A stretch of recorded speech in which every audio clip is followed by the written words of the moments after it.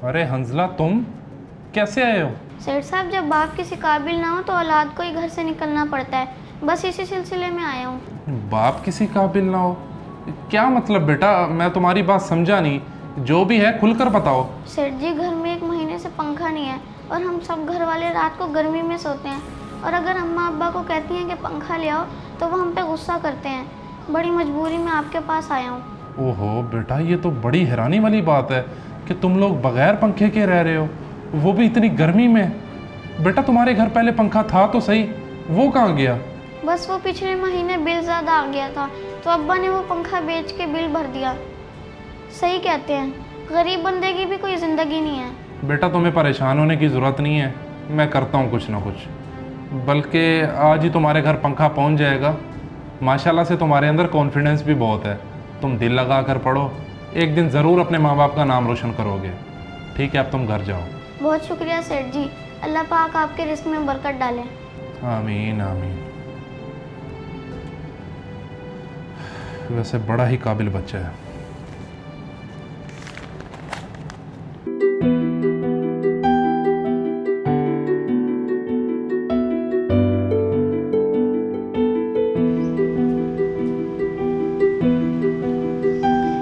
और मनहूस किधर गया हुआ था? मैं तुझे कब से ढूंढती फिर रही हूँ।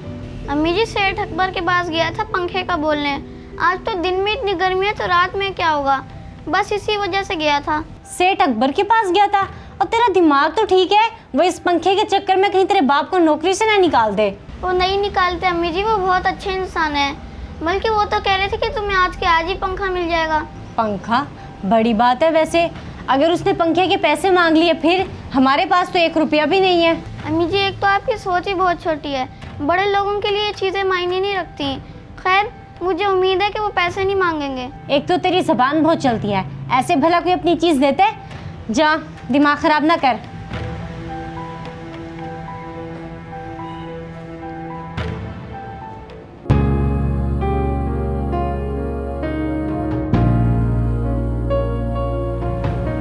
ये ले सर, मैं फाइल्स ले आया। Very good. अच्छा फराज, मुझे एक बात तो बताओ, क्या पिछले 1 महीने से तुम्हारे घर में पंखा नहीं है क्या? नहीं सर, वो असल में पिछले महीने बिल बहुत ज़्यादा आ गया था, पंखा बेचकर मैंने बिल भर दिया था। लेकिन सर, आपको किसने बताया? बस मुझे पता चल गया, इस बात को छोड़ो तुम। लेकिन तुम बड़े ही बेवकूफ़ इंसान हो। अगर बिल ज़्यादा आ गया था तो मुझसे पैसे ले लेते, पंखा बेचने की क्या ज़रूरत थी? घर वालों को भी तुमने खामखा तंग किया हुआ है। बस सर, मुनासिब नहीं समझा। मैंने सोचा कहीं आप ये ना समझे कि मैं झूठ बोल रहा हूँ। तुम इतने अरसे से मेरे पास काम कर रहे हो, तुम्हें मेरी आदत का नहीं पता? खैर, जल्दी से ऊपर जाओ, स्टोर के अंदर एक पंखा पड़ा हुआ है हरे रंग का, वो जल्दी से घर दे के आओ। जी ठीक है सर, बहुत शुक्रिया।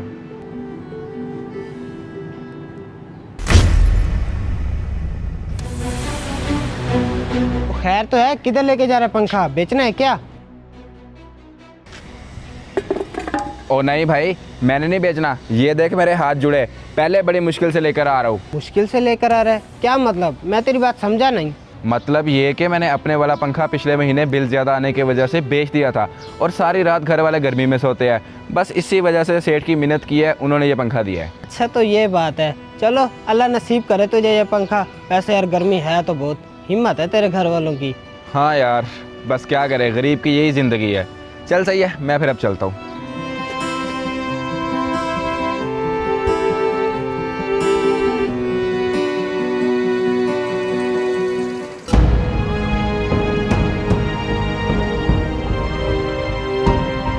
वाह भाई वाह, अब्बू तो पंखा ले भी आए।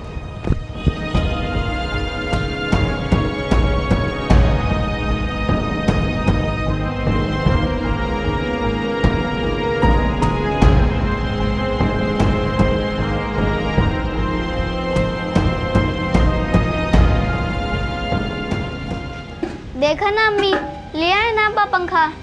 क्या मतलब? तुझे इस पंखे का पहले से पता था? जी बिल्कुल अब्बा, मुझे पता था। बल्कि ये पंखा मेरी वजह से ही आया है, क्योंकि मैं सेठ साहब के पास गया।